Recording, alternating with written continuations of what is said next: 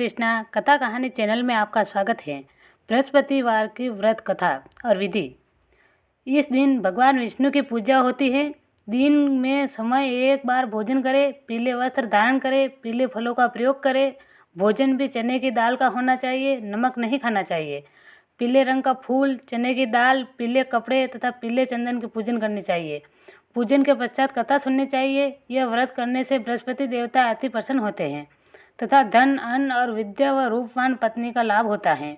स्त्रियों के लिए यह व्रत अति आवश्यक है। इस व्रत को केले का पूजन होता है। कथा। किसी गांव में एक साहूकार रहता था, जिसके घर में अन्न, वस्त्र और धन किसी की भी कोई कमी नहीं थी, परंतु उसकी स्त्री बहुत ही कृपण थी। किसी भिक्षार्थी को कुछ भी नहीं देती थी। सारे दिन घर में काम काज में लगी रहती। एक समय एक साधु महात्मा बृहस्पति के दिन उसके द्वार पर आए और भिक्षा की याचना की।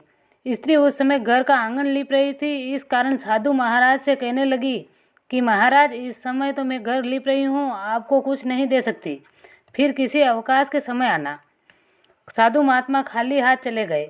कुछ दिन के पश्चात वही साधु आए, उसी तरह भिक्षा मांगी। साहूकार ने उस समय लड़के को खिला रही थी।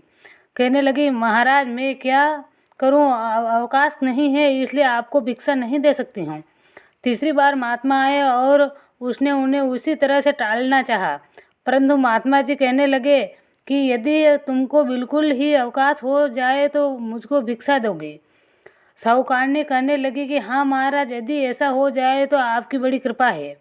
साधु महात्मा जी कहने लगे, अच्छा, मैं एक उपाय बताता हूँ। तुम बृहस्पतिवार को दिन चढ़ते पर उठो और सारे घर में झाड़ू लगाकर कुंडा एक कोने में जमा करके रख दो। घर में चौका इत्यादि मत लगाओ।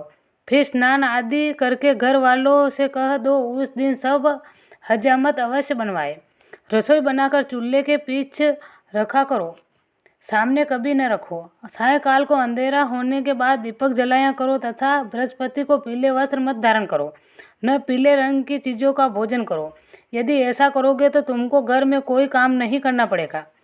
साहूकारनी ने ऐसा ही किया। बृहस्पति को दिन चढ़े उठी, झाड़ू लगाकर कुंडे को घर में जमा कर दिया। पुरुषों को हजामत बनवाई, भोजन बनवाकर चूल्हे के पीछे रखा। वह बृहस्पति को वारों को ऐसा ही करती रही। अब कुछ काल बाद उसके घर में खाने को दाना न रहा। थोड़े दिनों में महात्मा फिर आए और भिक्षा मांगी, परंतु सेठानी ने कहा, महाराज, मेरे घर में खाने को अन्न नहीं है, आपको क्या दें। तब महात्मा ने कहा कि जब तुम्हारे घर में सब कुछ था तब भी कुछ नहीं देती थी, अब पूरा पूरा अवकाश है तब भी कुछ नहीं दे रही हो। तुम क्या चाहती हो वह कहो।